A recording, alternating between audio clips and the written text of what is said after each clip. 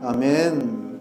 오늘 저는 마가복음 5장 1절에서 20절 말씀 중심으로 해서 마귀들과 싸울지라 죄악 벗은 형제요 라는 제목으로 하나님 말씀을 증거하겠습니다. 오늘 봉독한 마가복음 5장의 이 사건은 예수께서 거라사 지방에 가셨을 때에 그 무덤 사이에 거하는 그 귀신 들린 자를 만나서 그 사람을 치료하신 사건이잖아요. 아주 단순해요. 우리가 이 성경을 이렇게 눈으로 보고 귀로 듣고 봤지만은 어려운 내용이 전혀 없죠.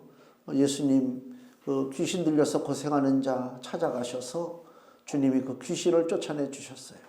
우리가 어려운 일 당하면 이거 어디서 도움을 받을까?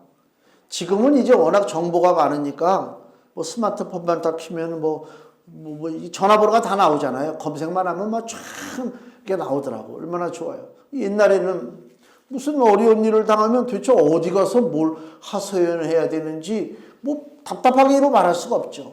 더군다나 2000년 전에 유대 지방에서 귀신 들려서 산다. 그건 사는 게 아니지. 죽는 목숨이잖아요. 사람들이 취급도 안 해주죠. 그거 무슨 소망이 있겠습니까? 소망이 전혀 없죠. 죽지 못해 사는 거란 말이에요. 근데 마귀가 죽게끔도 놔주지도 않잖아요. 네 맘대로 죽지 못해 하고 마귀가 붙잡고 있단 말이에요. 차라리 죽었으면 좋겠는데 죽지도 못한다. 이런 어려운 형편 속에 거라사 지방에 이 귀신 들린 자가 무덤 사이에 거할 때 주님이 찾아오셨다. 이 사람에게 놀라운 축복이죠. 그러니까 주님이 나에게 오셨어요. 이 자체가 축복입니다. 그러니까 나에게 오셔서 일단 뭐를 하기 전에 예수님이 나에게 오셨다고 하는 것 자체가 축복이 되니까요. 다른 데 가지 아니하시고 나를 만나 주셨단 말입니다. 그게 굉장한 축복이에요. 우리들이 과연 일상을 살면서 월화수목금토 일주일 동안 주님이 나와 함께 하시는 것에 대해서 얼마나 우리가 기뻐하고 감사하고 이게 진짜 복이구나 라고 느끼고 살아가는지 모르겠어요. 뭐가 있어야 우리는 행복하다고 생각합니까? 어떤 일이 벌어져야 내가 내 인생에 이게 가치가 있구나 보람이 있구나 그걸 우리가 느끼게 되겠는가? 가장 출발점이 뭐냐? 그리스도께서 나에게 오셨다. 여기서 출발하는 거예요. 그리스도께서 나에게 오시지 않았다면 아무리 이 땅에서 내가 애쓰고 수고하고 노력하고 발버둥 치고 치열하게 생존 경쟁을 뚫고 살아간다 할지라도 그 인생은 거라사 지방 무덤 사이에 거하는 자와 다를 것이 없다. 그걸 우리가 전제해야 된다 그 얘기입니다. 우리가 살면서 인생 속에 겪어야 할 일들이 많고 넘어가야 할 산들이 너무 많지만은 제일 중요한 것은 예수님을 내가 만났느냐, 예수님을 내가 아직 만나지 못했느냐 이거예요. 이 차이란 말이에요. 주님을 만났다고 하는 것에 일단 초점을 맞추고 이 귀신 들린 자가 주님을 만난 것이 축복입니다. 그럼 이 사람만 축복이냐? 거라사 지방에 있는 모든 사람들도 다 축복이에요. 왜 그러냐면은 한번 생각해 보세요. 우리 동네에 귀신 들려가지고 미쳐가지고 날뛰고 여기저기 소리 지르고 다니고 그냥 사람을 해치려고 그러고 그런 사람이 우리 이웃에 있다 그러면 우리가 보통 괴로운 게 아니죠. 근데 주님이 오셔서 그 사람을 고쳐주셨어요. 그러면 그 사람만의 축복이 아니라 그 사람이 사는 그 지역 거라사 지방에 사는 사람들에게도 동일한 축복이다 그 얘기입니다. 예강교회가 여기에 세워졌어. 이 지역에 세워졌는데 자기네들끼리만 잔치하는구나, 자기들끼리만 들락날락거리고 예배드리는구나, 그런 관점으로 보면 안 된단 말이에요. 이 교회 때문에 이 지역에 일어날 수많은 불행한 사건들, 수많은 저주스러운 일들이 우리 예강교회를 통해서 얼마나 하나님께서 참으시고 막으시고 하나님께서 마귀의 세력을 물리쳐 주시는가, 이걸 깨달아 알아야 된다 그 얘기입니다. 한 사람이 그 가정의 믿음을 지키고 살면 그 한 사람만 믿음으로 축복받는 것이 아니라 그 사람을 통해서 하나님이 그 가정까지도 하나님이 축복하시고 보호해 주신다고 하는 사실을 믿어야 된단 말입니다. 그럼 잘 예수님만 믿으면요, 세상에 나가서 큰일 안 해도 우린 진짜 큰일하고 사는 거란 말이에요. 참 믿음의 삶을 살아야 되는 거예요. 이게 큰일이에요. 이 큰일을 못하고 산다, 안타깝게도. 그게 제일 안타깝습니다. 다른 일은 아무나 많은 일을 하면 뭐합니까? 무슨 그 신문에 보니까 조선시대에 그 지방의 관원들이 이렇게 이제 발령돼가지고 지방에서 근무를 하잖아요. 근무를 하고 나서 이제 3년이고 4년이고 자기 기한이 끝나면 다시 이제 자리를 바꾸잖아요. 바꿀 때마다 항상 뭘 하냐면 그 마을에다가 이 공적비를 세운다고. 공적비를. 암흑의 공적비, 암흑의 공적 비석들을 많이 세운다니까. 그래서 그 사람 때문에 그 마을이 발전했다. 근데 실상 알고 보면 그 암행어사 박문수 그 기록을 보니까 암행어사 박문수가 충청도, 전라도, 경상도 쪽을 쭉 훑고 다녀봤는데 공적비가 마을마다 곳곳에 흘러넘쳐. 한 번 왔다 간 놈들마다 다 비석을 세우고 있네. 그 마치 자기의 공로로 말미암아 그 지역에 잘 사는 것처럼. 천만의 말씀입니다. 그 지역 사람들 말 들어보면 암행어사가 가서 말 들어보니까 아이고 그놈 때문에 잘 살기는커녕 세금만 더 그냥 걷어가고 나라에 바친다고 나라에는 한 둘 정도 주고 자기는 8을 갖고 이렇게 사람들을 착취하고 못 살게 굴지 않았느냐 그런 얘기가 든단 말이에요. 그래서 박문수가 그거를 조정에다 보고해서 뭐 어느 때인가 숙종 때인가 어느 때인가는 그 공적비를 다 없앴던 때도 있었다 하는 그런 기록이 나옵니다. 사람들이 자기가 애쓰고 자기가 잘 뭐 다스리고 자기가 뭐 어떻게 해가지고 그 지역이 발전한다 그런 어리석은 생각을 버리고 우리에게 복을 주시고 우리의 생명길을 인도하시고 우리의 삶을 보장하시는 분이 누구냐 우리의 영의 아버지 하나님밖에 없다고 하는 사실을 우리가 확실하게 마음에 담아둬야 될 줄로 믿습니다. 하나님이란 말이에요. 이 거라사 지방에 주님이 오셨는데 이 귀신 들린 자가 그냥 보통 귀신 들린 줄 알았는데 오늘 9절 말씀 보니까 뭐예요? 물으시되 내 이름이 무엇이냐? 가로되 내 이름은 군대니 우리가 많음이니이다. 그냥 시시하게 귀신 들린 게 아니고 군대 귀신이 들렸다. 그 얘기입니다. 군대 귀신. 보통 이 군대의 모습은요. 이 마귀 역사를 우리가 상징해요. 군대. 저도 그 전에 80년대에 90년대 그때 이제 그 군사정권이 있을 때 꿈만 꾸면 군인들이 공수부대 그 복장을 하고 우리 집 주변을 다 둘러싸서 이 엑스밴도 여기다가 저 방망이를 차고 군인들이 모여서 막 군가를 불러. 그래서 이제 꿈에서 깨가지고 이게 좋은 꿈이야. 군인들이 날 보호해 준다는 거야 뭐야. 근데 그게 다 사단 역사더라고. 왜 그러냐면 그 당시엔 몰랐는데 지나고 나서 이렇게 보니까 그때 내가 겪었던 수많은 어려운 일들 그런 일들이 있었어요. 그게 다 마귀 역사예요. 근데 감사하게도 하나님께서 그것을 통과하게 만들어 주셨다. 하나님이 택한 자녀는 흑암의 역사가 있다 할지라도 그것 때문에 쓰러지거나 그것 때문에 망하지 않습니다. 마귀 역사 일어난다고 망합니까? 하나님의 자녀는 그 마귀 역사를 뚫고 영적으로 더 성장하게 돼 있다 그 얘기입니다. 우리 욥기를 보면 욥이 얼마나 고통을 당해요. 뭐 이루 말할 수 없는 고난을 당하잖아요. 그 욥이 당하는 고난 중에 원인 중에 하나가 무엇이냐? 마귀 역사란 말이에요. 마귀가 하나님 앞에 서가지고 하나님 앞에 욥을 고소하잖아요. 저 욥이요 하나님 잘 믿는 게 믿음이 좋아서 잘 믿는 게 아니고요 뭔가 다 물질적으로 복을 받고 잘 되니까 그러는 거지. 하나님 앞에 고소를 하니까 하나님이 그래? 진짜 네 말대로 욥이 믿음이 없다고? 그거 한번 시험해봐라. 하나님의 통제하에 마귀가 욥을 시험합니다. 그래서 욥의 몸에서 종기가 나고 부스럼증이 생기고 뭐 집안에 온갖 풍지박산 일어나고 뭐 난리가 아니지 않습니까? 근데도 어떻게 그것 때문에 욥기에서 우리에게 보여주는 것이 뭐냐? 하나님이 우리를 시험해서 우리에게 마귀의 공격을 허락해 주셨다라고 하는 관점이 아니고 믿음의 사람은 어떠한 마귀의 역사가 일어난다 할지라도 그것을 능히 극복하고 이길 수 있다라고 하는 것이 욥기가 우리에게 주는 내용이다 그 얘기입니다. 그러니까 우리는 두려워할 것이 없다 그 얘기예요. 세상 사람들은 조그만 무슨 문제가 일어나면 나가 떨어져 죽잖아요. 다 인생을 포기한단 말. 믿음의 사람은 그게 아니라니까. 하나님이 계시잖아요. 하나님께서 나에게 왜 이런 일을 허락해 주셨을까? 그걸 믿고 나가면 아무것도 아니야. 왜? 그 하나님이 누구라고요? 나를 야단치시는 심판주 하나님이 아니라 그 하나님은 나의 영혼의 아버지가 되시잖아요. 선한 나의 아버지가 되시잖아요. 그 아버지가 나를 위해서 계획하셨는데 나를 망하게 하시겠어요? 나를 그 과정을 통과시키고 요새 독감 예방주사 있잖아요.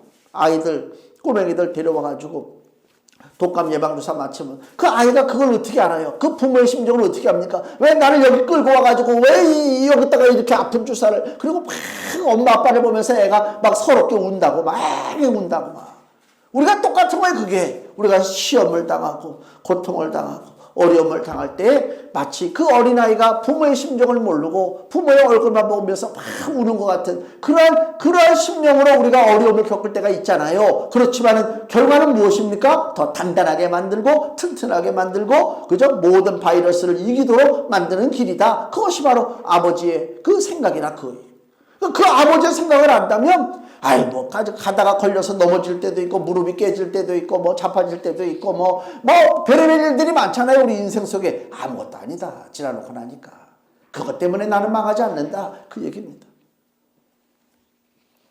복음서에 보면 귀신의 그 마귀의 역사하는 것이 몇 가지 특징적으로 나타나는 것이 있어요. 여기 그 마가복음 8장을 보시면요. 8장 31절. 베드로에게 역사한 마귀를 우리가 볼 수가 있어요. 마가복음 8장 31절. 예수님이 이제 십자가의 고난에 대해서 말씀하죠. 제자들에게 인자가 많은 고난을 받고 장로들과 대제사장들과 서기관들에게 버림받아 죽임을 당하고 사흘 만에 살아나야 할 것을 비로소 저희에게 가르치시되, 이게 십자가의 복음을 얘기한 거예요.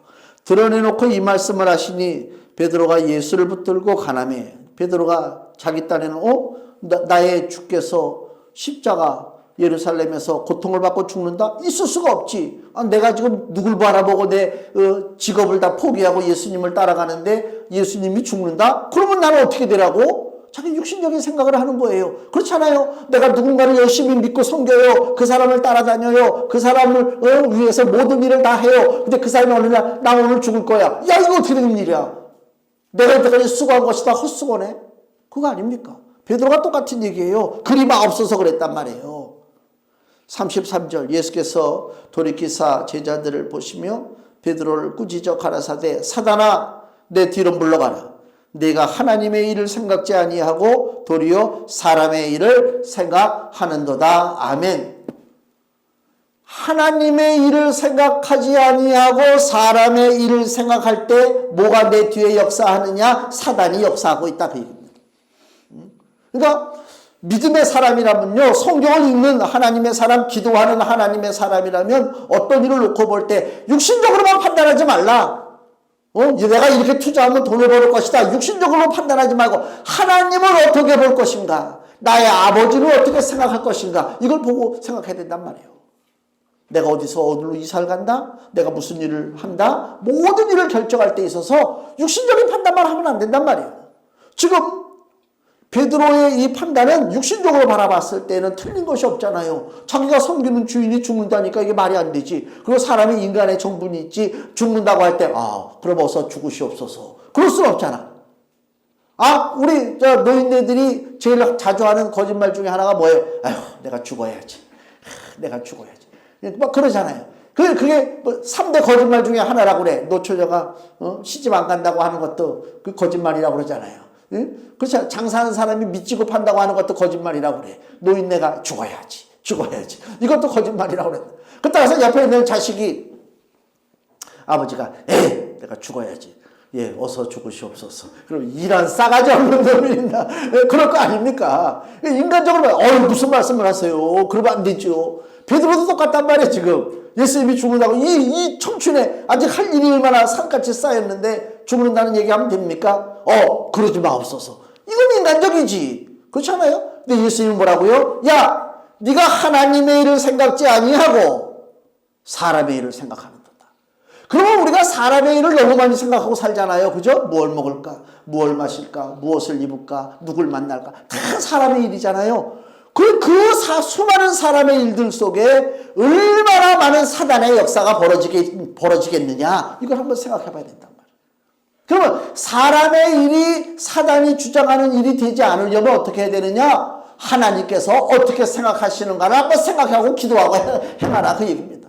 이것이 내 영적인 일에 얼마나 유익이 될 것인가, 이것이 내 믿음의 길에 얼마나 유익이 될 것인가, 이것을 판단하고 일을 생각하라 그 얘기입니다. 누굴 만나는데 저 사람을 만날 때에 그것이 내 믿음과 내 신앙의 길에 방해가 될 것이냐 유익이 될 것이냐, 그걸 생각해야 될 거 아닙니까? 그것도 모르고 만나면 안 되지. 잘못된 영향을 받으면 안 된다 그 얘기입니다. 이 베드로에게 역사한 마귀는 오늘도 존재한다. 오늘도 수많은 인생 속에서 동일한 방법으로 우리에게 하나님의 일을 생각지 아니하고 마귀의 일을 생각하도록 우리를 이끌어 주신다. 이끌어 준다 그 얘기입니다. 그렇기 때문에 조심해야 돼요. 걸려 넘어가는 경우 너무너무 많습니다. 우리 주변에. 또 하나는 고린도후서 11장을 보면요. 누구나 다 사단의 공격 대상인 것을 우리가 알 수가 있어요. 고린도후서 11장 3절 뱀이 그 간계로 이와를 미혹해 한 것 같이 너희 마음이 그리스도를 향하는 진실함과 깨끗함에서 떠나 부패할까 두려워하노라. 특정 사람에게만 사단의 역사가 일어나는 것이 아니라 모든 사람들이 좀 사단의 공격에 노출되어 있다. 그래서 좀 여기 성경에서 경고하는 거 아닙니까? 그래서 마귀가 우리의 심령을 공격해서 우리 마음을 어떻게 한다고요? 그리스도를 향하는 진실한 마음에서 벗어나게 한단 말이에요.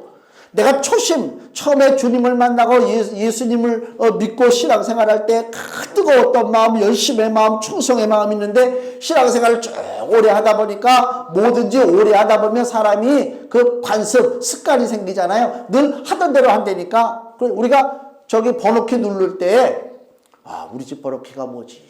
막 고민하면서 누릅니까? 많이 누르면요. 띵 열면 띵띵띵띵 이렇게 하고 누르고 들어온다니까. 나도 어떤 때 그래 여기 띵띵 이게 우리 뇌가 구조가 그렇게 돼 있다니까. 늘 하던 일들은 이렇게 습관적으로 하게 돼 있어요. 그 얘기는 무슨 얘기냐면 잘못하면 오히려 소홀하게 넘어갈 수가 있는 부분들이 많죠. 늘 하던 거니까. 하나님 앞에 나와서 기도합니다. 묵상합니다. 성경을 읽습니다. 그 성경 속에서 하나님의 말씀이 살아 움직이고 나에게 감동을 주시고 내 길에 빛을 비춰주시는 하나님의 말씀인데 늘 그냥 슥슥슥 읽다 보니까 그런가 보다.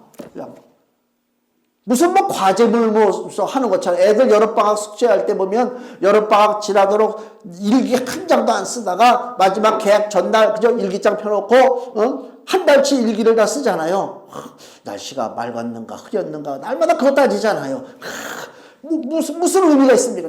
우리는 중학교 때까지 일기장을 검사받았는데 학교에서 그 일기장을 팔았어요. 파란 그 노트의 일기장인데 거기를 방학 때 그냥 막 그걸 메꿔가지고 이제 가지고 가요. 가면 나는 그냥 선생님이 대충 볼 줄 알았는데 그 선생님도 이제 대학을 졸업하고 막 선생님이 된 거야. 그러니까 막 사명이 충만해. 그냥 막 정말 일기장을 하나하나씩 다 검색을 해. 검색을 해가지고 빨간 걸로다가 딱 체크를 해가지고 너 이거는 아니잖아. 뭐 이런 식으로. 그거 보고 깜짝깜짝 놀랬지. 그러니까 우리가 일상적으로 무관심하게 그냥 성의 없이 하는 거 그게 다 드러나잖아요. 이거 내가 거짓말한 게. 어떻게 내가 거짓말한 걸 알지?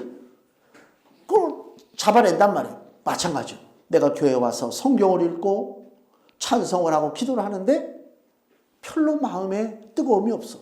성령님 의지하지도 않아. 간절함도 없어. 그러면 누가 그걸 알아낸다고요? 우리 아버지가 알아내시지. 헛된 일을 하는 거 아닙니까? 그런 일들을 하면 안 된단 말이에요. 힘을 다해서, 정성을 다해서. 그러니까 마귀가 우리 마음이 그리스도를 향하는 진실함과 깨끗함에서 떠나게 되면 어떤 일이 벌어져요? 부패하는 거예요. 부패. 여름철에 상하기 쉬운 음식은 빨리 냉장고에다 싹 집어넣어야 돼. 그것도 무한정 되는 것도 아니지만 집어넣지 아니하고 냉장고에 들어가야 할 것이 냉장고에 들어가지 아니하고 그냥 싱크대 위에 그냥 딱 놓여 있다. 그거 부패하는 거예요. 깨끗한 데를 떠나면 내가 부패하려고 발버둥 치지 아니하여도 저절로 부패하게 돼 있어요. 그렇지 않습니까? 예수 그리스도를 내가 떠나면 이 세상 자체가 워낙 부패 바이러스가 돌아다니고 있기 때문에 주님을 떠나는 순간 내 삶 속에는 부패한 것들이 지금 껴있기 시작한다. 점점 썩어지는 인생이 된다. 즉 그 얘기입니다. 사도행전 5장을 보면요. 그래서 교회에 두 번째 사단의 역사가 일어나는데 교회를 부패하게 만드는 사단 역사가 사도행전 5장 3절에 일어납니다. 사도행전 5장 3절에 베드로가 가로되 아나니아야 어찌하여 사단이 내 마음에 가득하여 내가 성령을 속이고 땅값 얼마를 감추었느냐. 초대교회 성도들이 믿음이 충만하니까 자기 소유물을 다 팔아서 교회에다가 바쳤단 말이에요. 교회에서 바치라고 한 게 아니에요. 자기들이 먼저 믿음으로 충만해서 바쳤단 말이에요. 근데 이 아나니아가 남들은 다 바치는데 자기만 안 바치니까 좀 이상한 것 같아.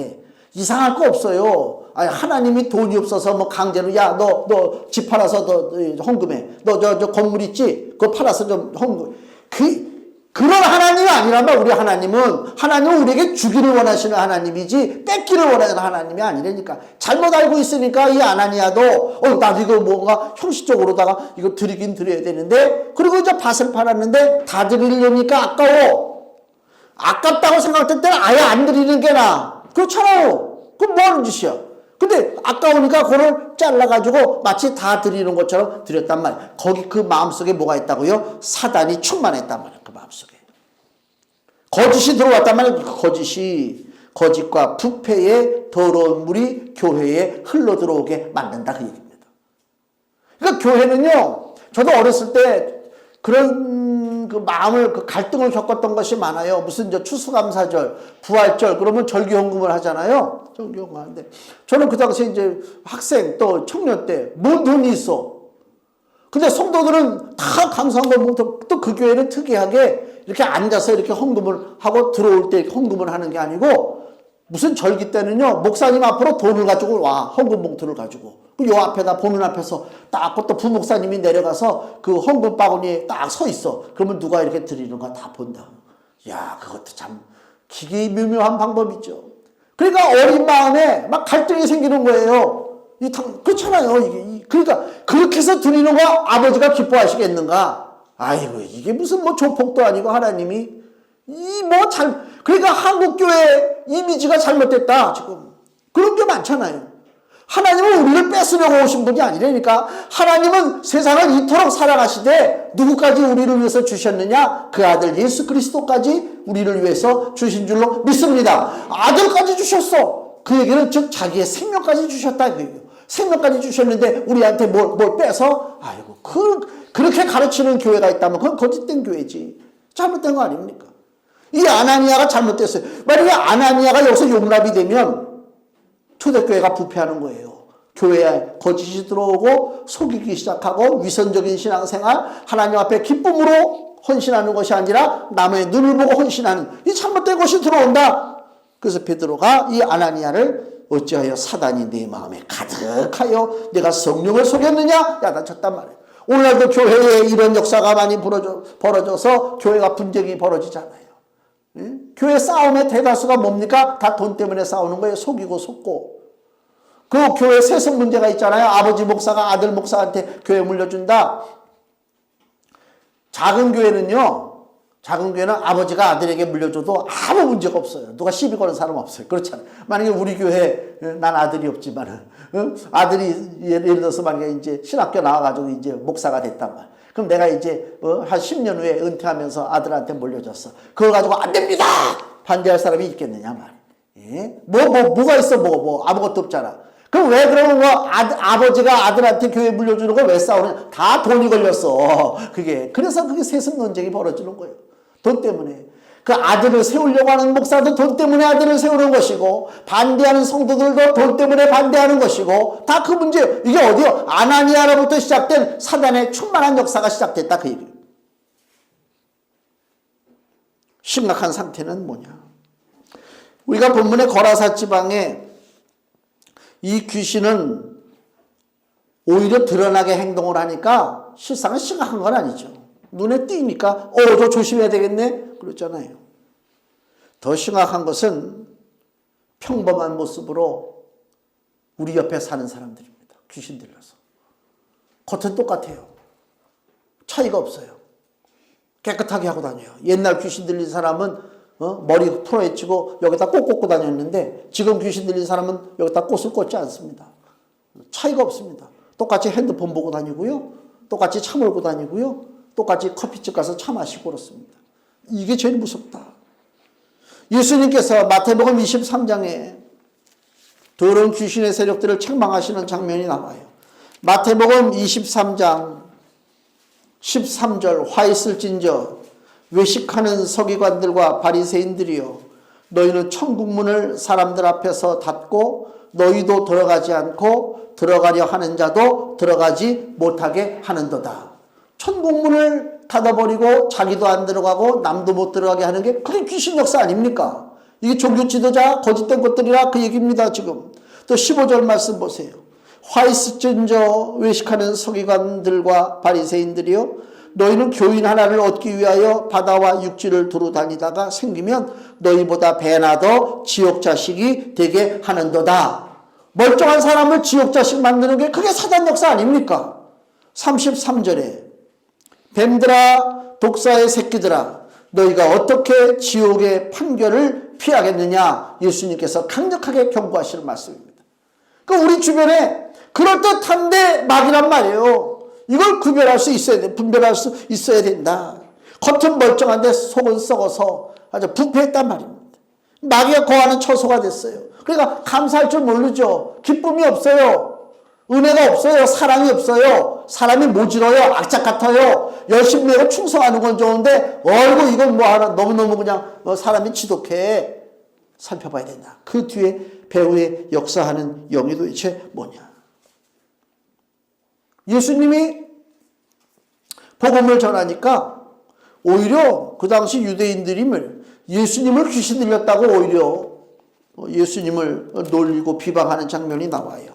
마가복음 3장을 보세요. 마가복음 3장 21절. 마가복음 3장 21절. 예수의 친속들이, 이게 이 집안 사람들이 다 나온 거예요. 들이 듣고 붙들러 나오니, 예수님을 붙들러 나와요. 이는 그가 미쳤다 하미러라. 식구들까지 예수님을 오히려 미쳤다고 그러고, 예루살렘에서 내려온 서기관들은 저가 바알세불, 즉 귀신의 왕이죠. 바알세불을 지폈다 하며 또 귀신의 왕을 힘입어 귀신을 쫓아낸다 하니, 예수님은 오히려 귀신과 같은 패거리로 지금 예수님을 조롱하고 몰아가고 있다, 그 얘기입니다. 그래서 여기 마가복음 3장 28절 보세요. 예수님이 하시는 말씀인데, 내가 진실로 너희에게 이르노니 사람의 모든 죄와 무릇 회방하는 회방은 사하심을 얻대. 우리가 이 땅에 살면서 저지르는 많은 죄가 있어요. 그러나 다 용서받아요. 예수님의 보혈로 용서받아요. 시침받아요. 그러나 한 가지 용서받지 못할 죄가 있어요. 마가복음 3장 29절. 누구든지 성령을 회방하는 자는 사하심을 영원히 얻지 못하고 영원한 죄, 즉 지옥 형벌에 처하느니라 하시니 아멘. 그러면 성령을 회방하는 죄가 뭐냐 도대체. 다른 죄들은 다 용서받아요. 내가 무슨 짓을 했든 간에. 응? 근데 성령을 회방하는 자는 절대로 용서 안 하신대. 그 성령을 회방하는 죄가 뭐냐? 성령의 능력으로 예수께서 이 땅에 오셔서 십자가를 지시고 죽으시고 부활하시고 승천하심으로 우리가 마귀의 권세, 사망의 권세에서 풀려져서 하나님의 자녀가 되도록 하신 그 예수님의 모든 은혜를 행동, 이것이 바로 성령께서 하시는 일이잖아요. 성령의 감동으로 하시는 일이란 말이에요. 이것을 우리가 비방하고 회방한다. 즉 주의 복음을 회방하고 주의 교회를 회방한다. 이것이 성령의 회방죄인데 그것은 절대로 용서할 수가 없다, 그 얘기입니다. 그러니까 세상 사람들은 이렇게 생각해요. 저 강남역에 한국의 제일 멋진 교회가 있잖아요. 한국의 랜드마크를 되게 만들게 하겠다고 하는 그 교회가 있단 말이에요. 얼마나 멋진지 몰라요. 가면요 기가 죽을 정도에 어우 야. 여의도에 있는 교회는 벌써 이미 오래전에 지어져 가지고 구닥다리 느낌이 나니까 그런가 보다 하고 사람이요 휙 지나가요. 근데 그 강남역 그쪽에 있는 교회는 야, 이 시스템이 너무 좋고 말이지. 그런 교회가 힘 있는 줄 알아요. 반면에 우리 같은 교회는요 쓱 지나가고 뭐 교회가 있는 거야. 그거 지나가지. 이 세상 사람들이 보는 거란 말이에요. 하나님은 그렇게 안 보신단 말이에요. 교회의 생명력이 있는 것이 뭐냐. 그 교회가 얼마나 예수님의 생명의 복음, 성령께서 역사하신 능력의 복음, 십자가의 복음을 그 교회가 얼마나 붙잡고 있느냐, 이게 중요한 것입니다. 교회 안에 무슨 각종 시설이 넘쳐나고 각종 모임이 넘쳐나고 소그룹 모임이 있고 그거 전혀 마귀가 신경 쓰지 않습니다. 마귀가 가장 신경 쓰는 교회가 어떤 교회냐? 교회 안에 엘리베이터가 있고 없고가 문제가 아니라, 교회 안에 카페가 있고 없고가 문제가 아니라, 마귀가 가장 신경 쓰는 교회는 예수 그리스도 생명의 복음, 십자가의 피 흘린 복음을 그 교회가 붙잡고 있느냐 아니면 인본주의로 나가느냐, 이거를 마귀가 신경 쓰고 있다, 그 얘기입니다. 여기 디모데전서 1장 20절 말씀을 보세요. 교회에 침투한 성령 회방죄가 나오는데, 디모데전서 1장 20절 그 가운데 후메네오와 알렉산더가 있으니 내가 사단에게 내어준 것은 저희로 징계를 받아 회방하지 말게 하려 함이니라. 여기 교회에 후메네오와 알렉산더가 있어요. 근데 사도 바울이 그들을 사단에게 내어줬대요. 이미 사단에게 내어줬던 얘기는 그들이 사단의 편에 서서 예수님의 십자가를 부정했기 때문에 그래요. 자, 그 앞에 19절 보세요. 그들이 믿음과 착한 양심을 가지라. 어떤 이가 누구예요? 후메네오와 알렉산더죠. 어떤 이들이 이 양심을 버렸고 그 믿음에 관하여는 파선하였느니라 그랬습니다. 믿음을 버렸다는 거예요. 그럼 믿음을 버린 게 뭐예요? 교회 안 나오는 게 믿음 버린 거예요? 물론 그렇겠지. 그럼 교회 나오는 것은 믿음을 얻는 거예요? 아니요. 이게 단순하게 버릴 얘기가 아니라. 믿음을 버린 행위가 도대체 뭐냐? 이 후메네오가 반복해서 나와요. 디모데후서 2장 17절.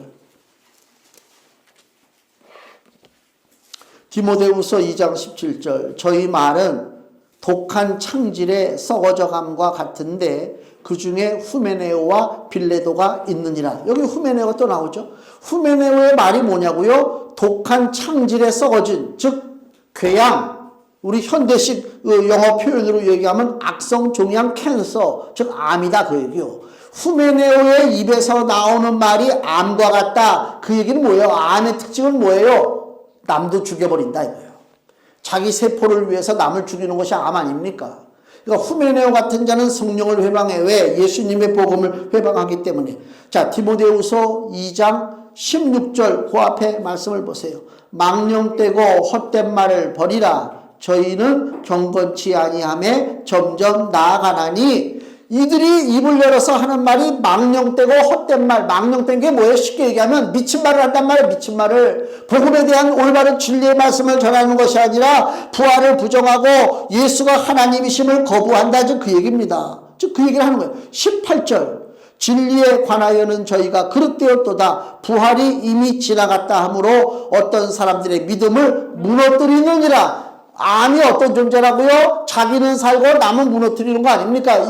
이 알렉산더, 이 후메네오, 이들의 죄가 뭐냐? 바로 부활을 부정하고 옆에 있는 사람들 부활을 믿고 예수님의 구원을 바라보고 믿는 사람들의 믿음을, 그들을 무너뜨린다, 그 얘기입니다. 그것이 뭐냐? 교회 안에 들어온 성령 회방죄다. 오늘날. 그럼 우리 한국교회는 그것이 없느냐? 흘러 넘친다. 조심해야 된다.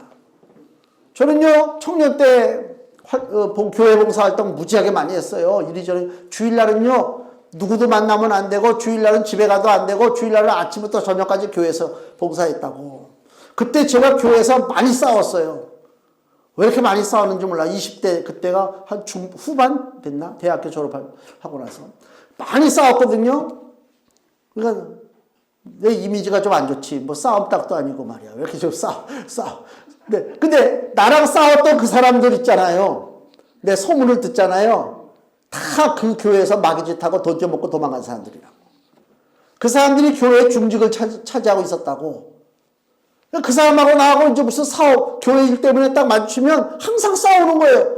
나는 진짜 주의 일을 위해서, 얘는 자기 사욕을 위해서 당연히 싸울 수밖에 없지. 하나님이 그런 일을 겪게 해주셨구나. 교회 안에 그런 일들이 너무나 많습니다. 시간이 없으니까 다 일갈할 수는 없겠지만은. 이런 일들이 우리 앞에 너무나 많이 벌어지고 있다. 자, 중요한 것은 다시 우리 그 본문으로 돌아가서 마가복음 5장 6절에 귀신이 예수를 보고 달려와서 절합니다.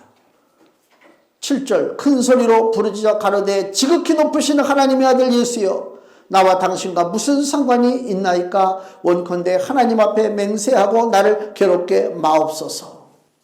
사단은 누구를 알아보느냐? 예수님을 알아보죠. 그리고 괴롭게 하지 말아달라고 그러고, 여기 보니까 10절 자기를 이 지방에서 내어보내지 마시기를 간절히 구한다. 그 얘기입니다. 마귀가 이렇게 구한다고 하는 얘기는 뭐예요? 예수님을 오늘날 심판하는 심판주 하나님으로 알고 있다, 그 얘기 아닙니까? 그래서 예수님한테 지금 간구하고 있는 거예요. 사단은요, 자기 운명을 알아요. 자기가 멸망받을 것을 안 되니까요. 요한계시록 20장을 보면, 요한계시록 20장 2절에 용을 잡으니 곧 옛뱀이요 마귀요 사단이라 잡아 1000년 동안 결박하여 무저갱에 던져 잠그고 그 위에 임봉하여 1000년이 차도록 다시는 만국을 미혹하지 못하게 하였다가 그 후에는 반드시 잠깐 놓이리라. 마귀가 결과적으로 자기가 마지막에 무저갱이라고 하는 끝이 없는 지하 감옥에 잡힐 것을 알고 있다, 그 얘기입니다. 그 후에 또 계시록 20장 7절 말씀 보면요, 1000년이 참에 사단이 그 옥에서 나옵니다. 옥에 놓여서 나와요. 그 다음에 계시록 20장 10절, 저희를 미혹하는 마귀가 불과 유황못에 던지우니, 마지막 사단의 최후의 심판이죠. 이 성경을 보면요, 마귀가 가야 할 운명은 정해져 있어요. 불타는 그 지옥 심판이란 말이에요. 그럼에도 불구하고 마귀가 잠깐 풀렸을 때 무슨 일을 하느냐? 사람을 미혹한다. 영어로 얘기하면 deceive라고 하는 말이에요. 즉 거짓말한다, 그 얘기란 말이에요. 그러니까 우리 주변에 거짓말하는 게 너무 많아. 대한민국이 무슨 공화국이라고요? 민주. 그건 좋은 얘기야. 사기공화국이라니까, 사기공화국. 얼마나 사기치는 사람들이 많은지 몰라요. 이번에 뭐 펀드 사건도 하나 터졌잖아요. 거기에 무슨 행정자치부 장관까지 돈을 투자했다가 날렸다고 그러잖아. 그 사람이 못 배워서 그렇겠어?